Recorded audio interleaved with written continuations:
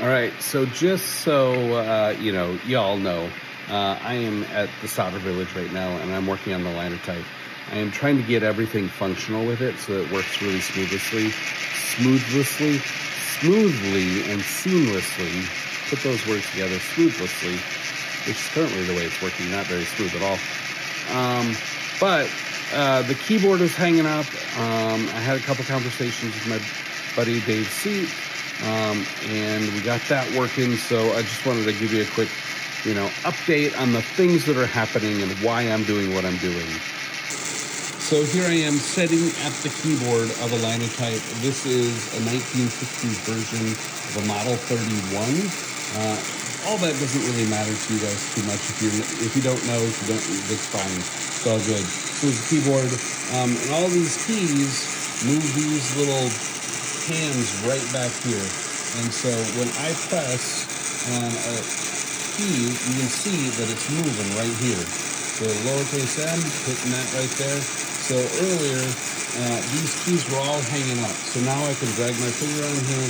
They're all moving nice and freely, which is superb. So all that moved, which is fantastic. The next problem is making sure that all these are going to be connecting to the next bit, which you can see right up here, that some of these rods aren't actually touching. I don't know if I can find it. There we go, that fell down. But now this one's come up.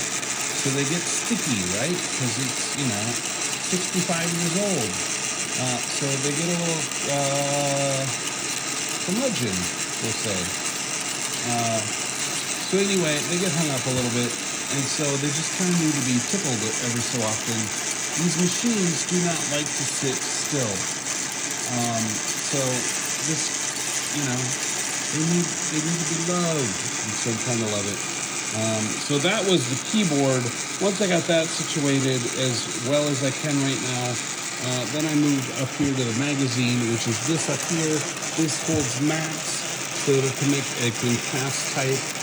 These mats were getting stuck up in there. So of course, if this keyboard isn't working, the mats aren't dropping, the thing isn't going to work right. So I pulled out that. I had the mats out of that because up there was 6-point mats, which means really itty bitty tiny lettering. And I needed something just a little bit bigger so I can do some demos. You can see things that I'm working on. So that now is empty, which means I can then fill it up with something larger. But in taking this all out, I took out that magazine and then fixed what's called, now I'm going to forget what it's called because it's not a word, but it's a word.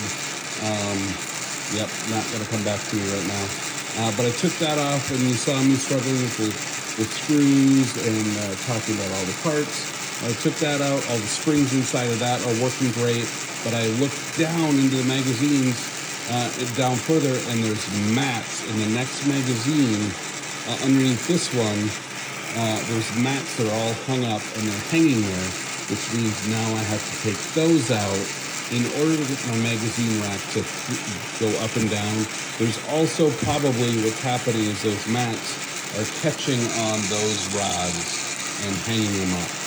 So, I got to pull them all out. So that's a problem for another day. Whatever. This is the Linotype, and that's what I've been working on.